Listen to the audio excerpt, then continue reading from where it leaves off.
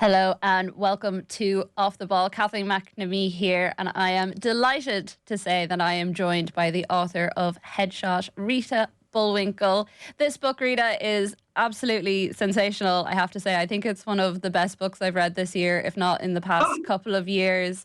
It truly, as a woman working in sport, it is brilliant to read a book about girls just engrossed in their sport, and that is absolutely nothing else. For anyone who hasn't managed to catch the book yet, it follows 8 of the best teenage girl boxers in the US who were facing off against each other in the 12th annual Daughters of America tournament. It's set in Bob's Boxing Palace in Reno, Nevada, and the whole fictional tale following these women is absolutely incredible. Rita, just to get a little bit of background to yourself, where did you come up with the idea of taking a story and pitching it in different matches, going inside the heads of every single individual character in such an intricate way that you also pull in the sport at the same time? It's incredibly done. Oh my gosh. Well, first of all, Kathy, thank you so much for saying that. It means so much to me, especially coming from you, someone who's seeped and living and swimming in the world. Yeah, I was a competitive youth athlete, although I wasn't a boxer. I'm not a boxer.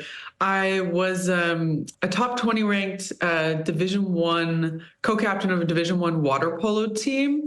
I competed in 8 Junior Olympics, and I competed in a lot of other sports as well, but that was the one that I was most successful at.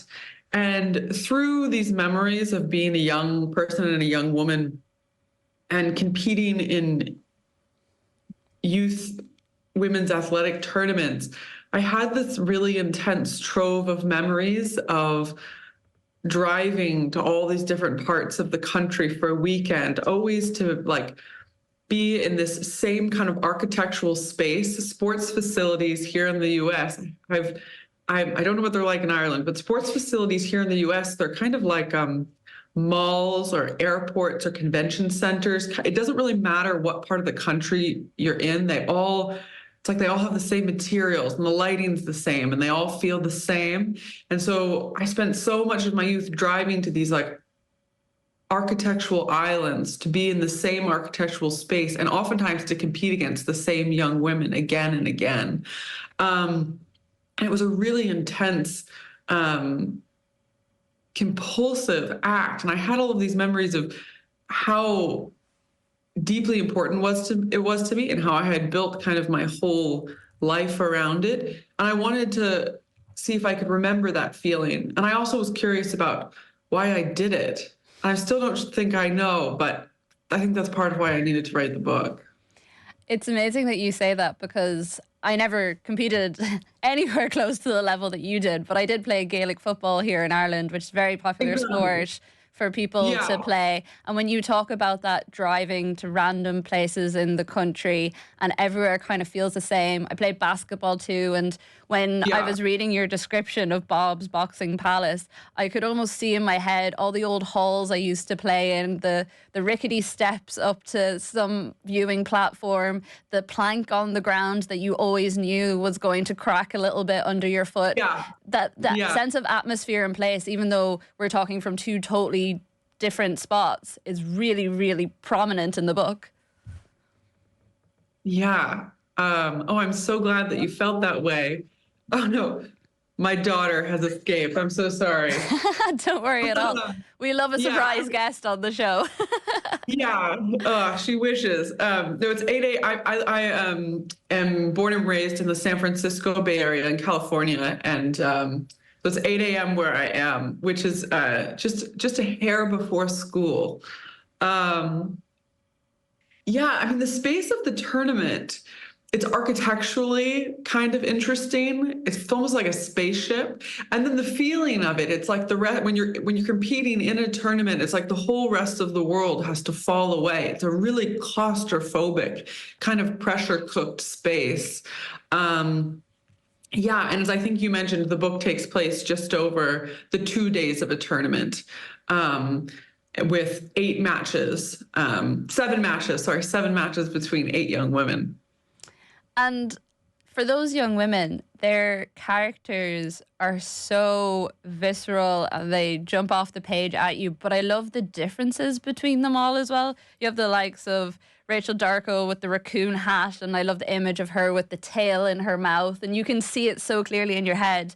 But then she's up against Kate Heffer, who is like specifically plans, projects. Did you specifically put characters like that together that are almost so opposite in what they are thinking in that moment, but at the same time are brought together by the sport and the different things that are going on in their lives that that makes them find themselves in the same room loving the same sport? Oh, Hallie, I'm so glad you asked that. I mean, I don't know if it was I don't know if it was super conscious, if that makes sense. Um, Rachel Dorico seems like a particularly good person. She's to deploy on Kate Heffer. Rachel is kind of someone who believes that there's power in making yourself confusing to people.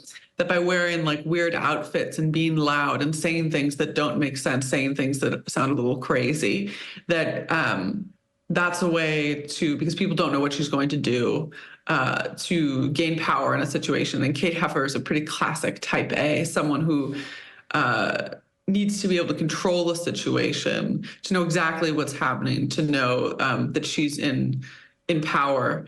Yeah, I don't know if I thought about it that consciously about putting such opposites against each other. And I think there's this feeling as the book goes on, I don't know if this resonates with you, but of the girls melding into each other a little bit. There's a section in the book where it talks about when it moves on to the second day of the match and the second round, that the girls who won the day before like carry the bodies or have somehow like cannibalized the bodies of the girls they've beaten. So there is this sense a little bit in the second half of the book of the girls almost like melting into each other a little bit and becoming more comrades than adversaries.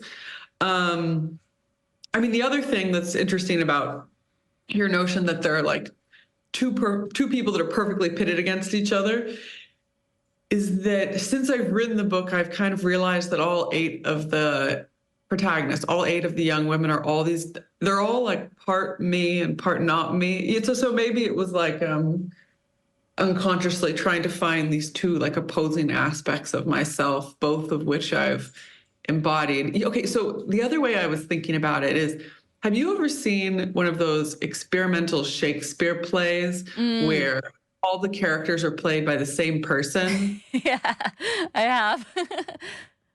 That's kind of what I felt like writing these young women. Like I was an actor playing each of them, but I had to give each of them part of myself. I don't know if that makes sense, but No, it makes perfect sense. And there's actually so much in that I'm curious about, because when I was reading the book, it felt like reading a play or a theater script almost, in the way the characters were interacting with each other. And I know it's something that people throw around about boxing quite a bit, about, you know, the boxing ring being a theater set and the theater that happens in it. But I was also going to ask you, when you talk about all the characters having a little piece of yourself, because Anna Burns, who wrote the Booker-winning book Milkman, she always talks about how she can't write a book until the characters come to her. And I've spoken to her about it before, and she would say, you know, it's not that they appear in my mind. It's like they literally come to me in my dreams, in my day-to-day. They just keep appearing and they're calling on me to write it. And when I was reading your characters, there was such a clarity in each of them that it reminded me of the way she talked about it. Oh well, that's a very great compliment. I'll take it. Yeah, I mean, that really, oh my gosh, I love her writing so much. And that really resonates with me and my experience with writing characters, that they kind of appear.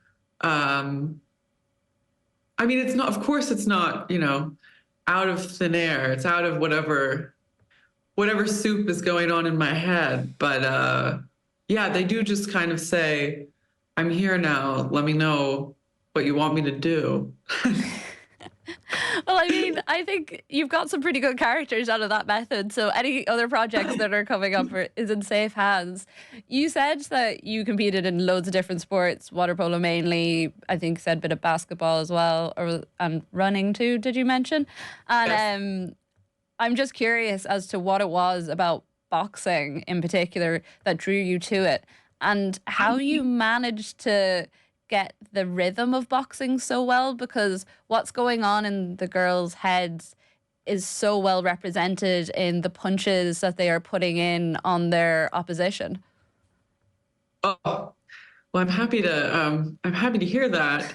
Uh, yeah, I mean, so much about the sport of boxing is so theatrical. The way the ring itself often looks and feels like a stage in the audience, like the audience of a play. The lighting feels so theatrical. I also, something I'm just captivated by with the sport and why I knew it was like the sport itself, like the essence of it inside of a boxing match felt like it could be a novel, was because when two boxers are boxing against each other, there's such a deep dialogue of people.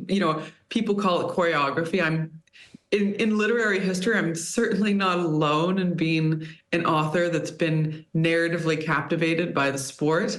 I kind of arrived at a point. I had an old draft of the book that was more traditionally structured, that was written from the first person point of view of one boxer.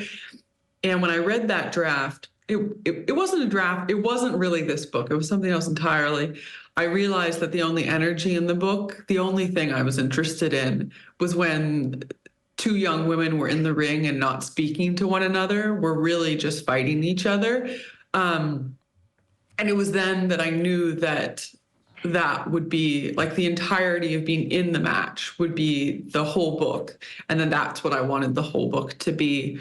And it means so much to me that you find some authenticity in the book, in the world of boxing.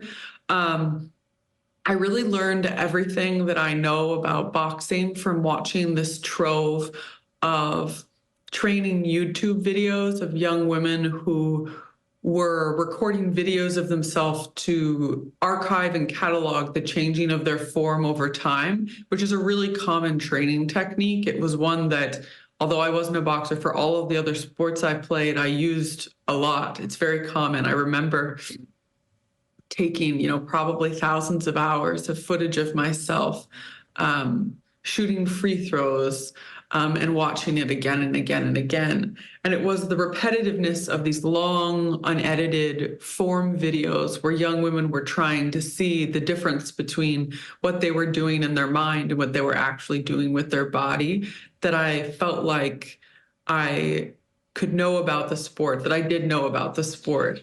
And I felt like I had access to it. I did have some actual boxers read the book early on, which was really fun. There's a writer, a brilliant writer in the US, Laura Vandenberg, who is both an amazing writer and also a very accomplished boxer. And she gave it a read and said some nice things about it. And then I got really lucky. My husband's cousin was maybe in a book club. My husband's cousin's wife is friends with the cousin of Ginny Fuchs, who's one of the best boxers in the world. Oh my God, that's amazing. Yeah, she's amazing. She's, you're coming in from Ireland. You guys have Katie Taylor. You've got the goods, but Ginny Fuchs is also really, really amazing. And I don't know if they fought against each other before, but anyway, so it was kind of a pipe dream to see if I could get a book in Ginny's hands. And I could, much, much thanks to my husband's cousin, Ann Phillips, that did happen. And she gave the book an early read. And that was really meaningful to just, and to talk with her about it and make sure I shot in the right direction. Well, as someone reading it from the outside and has also never competed in a boxing match, but has watched quite a few of them, I felt the pacing of it was very accurate. And I liked that fact that the literary element wasn't let down by the sporting element. I think that's something that's quite difficult to do in a Yeah. sports book, is making Yeah. sure that the writing lives up to the sport or the sport lives up to the writing. And it's Yeah. really hard to combine those two things. And something that I've noticed, particularly over the last 6 months, when it comes to writing about women and women in sport, is we're moving into a space where these sportswomen are given agency to their stories. And it's not Yeah. about a man or a coach or the struggles Yeah. that someone had to get over Yeah. because they were a woman. And it's so Right. refreshing. The first book I read was a book by an Irish author called Emer Ryan, and she wrote a book called The Grass Ceiling, and it's about her life in Gaelic football, Gaelic games, camogie, all that side of things. And the majority of the book, the biography, is just her talking about how hard it was to train, how hard it was to leave her club to go to the States for a summer, the injuries that she suffered. There was a few things in there about the specific difficulties of being a woman in a very much a man's world. And I remember putting that book down and wanting to cry because it was the first time I'd read that. And then I read Kick the Latch by Catherine Scanlon, and I got Oh. that same feeling again. And then I read your book, and I was like, this is just their story, and it's about sport, and it's about their lives. And finally, these girls are getting the agency to tell their sporting stories, and it's so refreshing. Oh, wow. Well, I mean, yeah, I'm so moved that it elicited that feeling and elicited that company. Kick the Latch by Catherine Scanlon is absolutely radiant. The other titles, embarrassingly, I haven't read, but now they're on my list. Yeah, I really was not. I was like deeply, deeply uninterested, and the book really does not pay any time to the coaches or the parents. They exist, but I thought of them as kind of like they're so peripheral, like they're with their faces blurred out. Like the real drama of the book and the real intensity, my hope comes from the dynamics between these young women.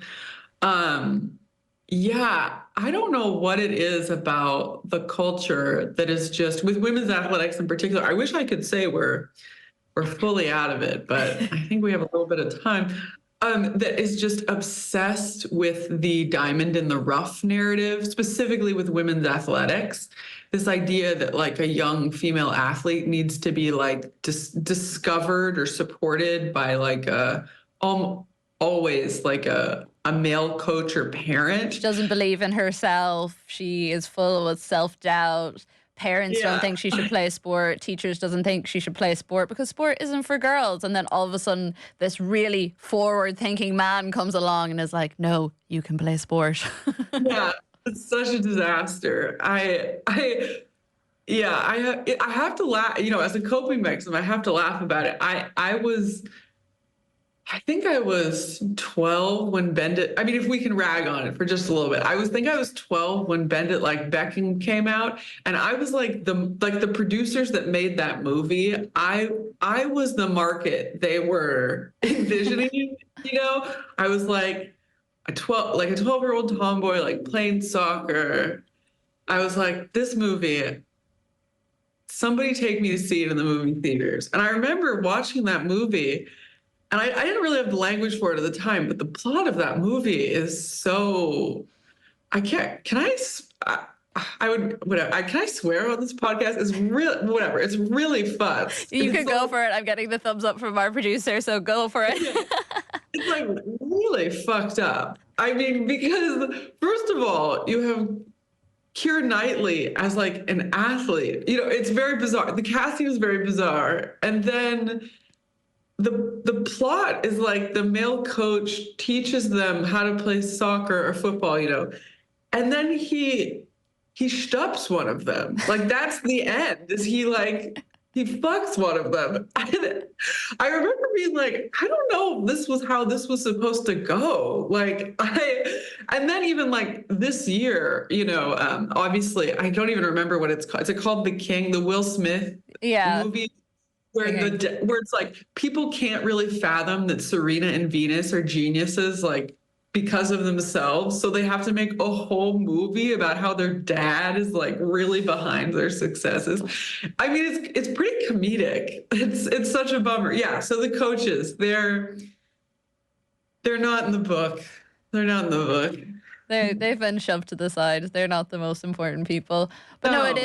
it is such a narrative in sport in general, and it's probably owing to the fact as well that we just don't really have a lot of female coaches in a lot of sports too. So Yeah, so few. I mean, I never, oh my God, I had maybe one, but she wasn't even really there. Yeah. mm. I was so fortunate growing up in that when I was playing Gaelic football, I pretty much only had female coaches until I was about 16, so like 8 years maybe. And I just assumed that was the norm. I didn't think there was anything different to it. And I still think back on those coaches now, and they taught me so much, especially for a girl Wow. of that age. And you're going through a lot of different changes, and hormones are all over the place. And I was never particularly good at sport, but they always knew how to handle it. And it's always something that has stuck with me, particularly with coaching and how you talk to young female athletes, how much that is such a crucial time to keep encouraging girls to stay in sport. And that's why I love reading books like this, because the sport is the story. And yes, they have other stuff going on in their lives. And yes, okay, maybe some of the stuff isn't normal day to day things, but a lot of it is far more relatable than the experience of saying, well, nah, you're a girl, you can't play sport. Yeah. Oh my, well, that's amazing. I'm jealous. Well, hopefully your daughter, if she decides to go into sport, that experience will be different for her, because we're slowly making progress day to day. Um, Yeah. will we be getting another sports book out of you, Rita? Do you feel like this is something that you would be interested in? I know you said before that you don't see yourself as a sports writer, but just someone who has written a book about sport. Yeah. Oh, that's such a good question. I don't know. I just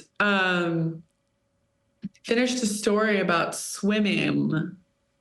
Uh I think there's something really interesting that happens when we use our body for sport in a way that it reminds me of writing. Like you have to leave, if you're really in it, you have to leave your body in some way. And I think that interests me in it greatly.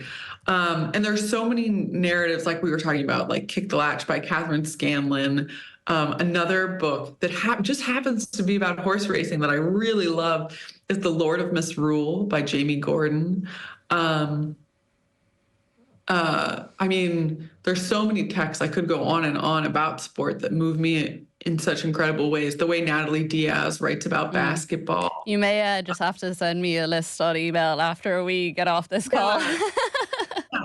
But I think like the novel project I'm in now is I can say it's not in the world of sport, but that doesn't, maybe I'll return later. Um, but I felt like I spent so much time in that world that now I'm like, I'm taking a vacation somewhere Mm. else. But who knows? Life is long. Well, exactly. It's still plenty of time to write lots more books, and I hope you do continue to write in the world of sport. Oh, As much thank as you. I will be picking up everything else that you do as well, but in particular, I think you write about it very well. That book I mentioned earlier, The Grassy Limb by Emma Ryan, she had a great line in it which says, you get to think about your body in terms of what it can do rather than how it looks. You become more engine than ornament. Camogie is the only context in which I have ever been praised for aggression. It teaches you to be commanding, to take your ground, to assert rather than mitigate your physical presence. And I think that really comes through in the characters that you write Oh, as well, in that this is somewhere that these girls feel like they can be commanding and aggressive compared to anywhere else in their lives. oh my gosh. Well, that quote. Oh my God. It's like, it's white hot. We It's love a little amazing. bit of white hot lines around here. Yeah. Um, I, I, in my wildest dreams, that's what I would have hoped the book would have elicited. So thank you. You're very welcome. Well, Rita, it's been an absolute pleasure speaking to you. Very much looking forward to seeing what else you write. And thank you for writing one of my favorite books so far of the year. Oh my gosh, thank you so much for reading. Thank you for reading it with such generosity and insight and grace, and for being so much fun to talk to. I feel like we may just have to start up a little, pen pal situation here where we swap pieces of good writing. And I'll share them on Off the Ball breakfast to anyone who listens regularly so that everyone can join in on the ride. Love that. I'm in. Great. Thank you. Oh, thank you.